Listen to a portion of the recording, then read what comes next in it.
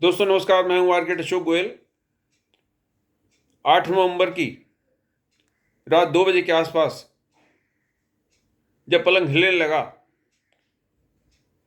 तो मुझे भरोसा हो गया कि ये मॉस्किटोज ने नहीं हिलाया है। कितने भी मच्छर आ जाएं जो दिल्ली में बहुतायत में हैं, उनकी इतनी हिम्मत नहीं है कि मेरे पलंग को हिला सके। समाचारों को अवलोकन किया तो पता चला कि दिल्ली में 6 रिक्टर पैमाने से थोड़ा सा हल्का भूकंप, इसके झटके महसूस किए गए हैं। हम लोग सुरक्षा मानकों का कितना पालन करते हैं, ये गुजरात के केवल ब्रिज के धराशायी होने से स्पष्ट हो गया। हरियाणा के हमारे एक आरटीआई एक्टिविस्ट मित्र मोहित खटाना जी हैं, जो पेशे से वकील हैं। उन्होंने आरटीआई के माध्यम से जानकारी जुटाई थी कि हरियाणा के अधिकतर,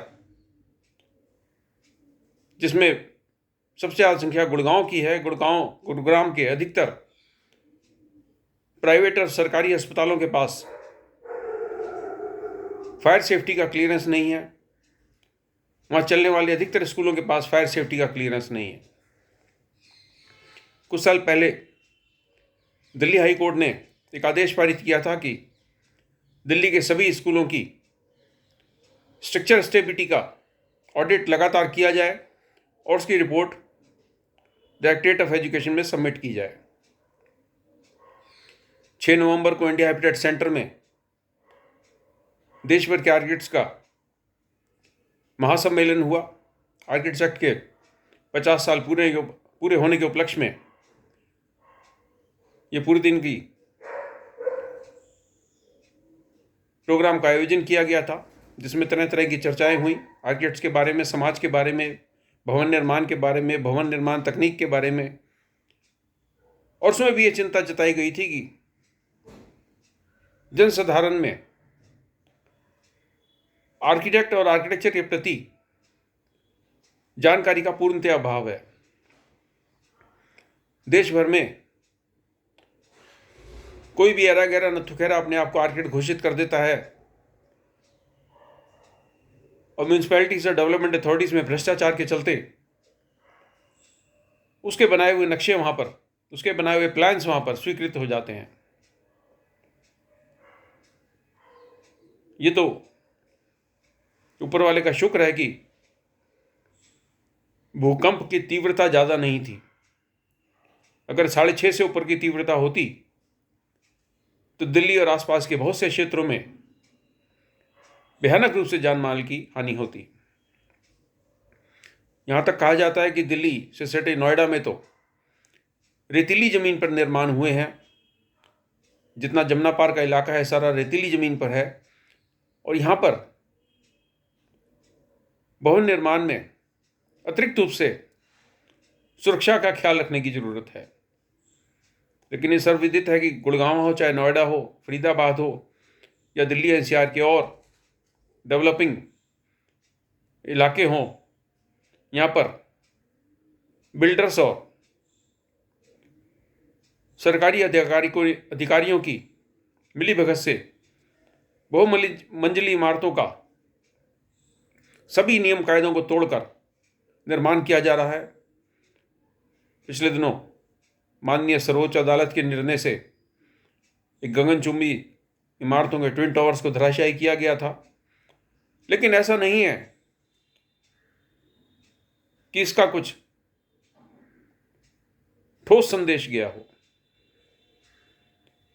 अभी भी दिल्ली में अधिकांश बिल्डिंगों के पास एनओसी यानी ऑक्यूपेशन सर्टिफिकेट नहीं है।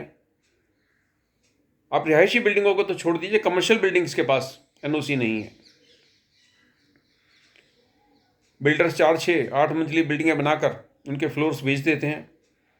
बायर्स को पता नहीं होता, अधिकारियों की जेब गर्म होती है, और इस तरह के खतरनाक इमारतों में रहने के लिए लोग या तो मजबूर होते हैं या अपनी नासमझी के कारण उनमें अपना पैसा इन्वेस्ट करते हैं। ये भूकंप का झटका बड़े भूकंप का आगाज भी हो सकता है, इसलिए बहुत ज़रूरी है कि वास्तुकारों यानी आर्किटेक्ट्स की उपयोगिता और उनके अस्तित्व को स्वीकार किया जाए। स्ट्रक्चर इंजीनियर और सिविल इंजीनियर्स के अस्तित्व को पहचाना जाए। गुजरात जैसे हादसे दिल्ली में ना हो, गुड़गांव जैसी बगैर फायर क्लियरेंस के चलने वाली बिल्डिंगें दिल्ली में ना हो। और पिछले दिनों यहाँ तक भी चर्चा हुई थी कि दिल्ली की डीडीए की विकास मीनार के पास फायर क्लियरेंस नहीं है। इस मामले में जनसाधारण को भी जागरूक होना होगा और सरकारी अधिकारियों को भी जेबे कर्म करने की बजाय उन सभी मानकों का पालन कराना चाहिए जिनके लिए ये सभी मानक बनाए गए हैं, चाहे नेशनल बिल्डिंग कोड हो, चाहे बिल्डिंग बायलॉज हो, चाहे इस प्रकार के जो भी नियम कायदे बनाए गए हैं, लोकल बिल्डिंग बायलॉज हैं, डीडीए के बिल्डिंग बायलॉज हैं, म्यूनसिपैलिटी के बिल्डिंग बायलॉज हैं, तरह तरह के सेफ्टी के कोड्स बनाए गए हैं। इस तरह के कोड्स बना के सिर्फ उनको किताबों में धरे रखने का कोई औचित्य नहीं है अगर हम उनका पालन ना करें। शुभकामनाएं, नमस्कार।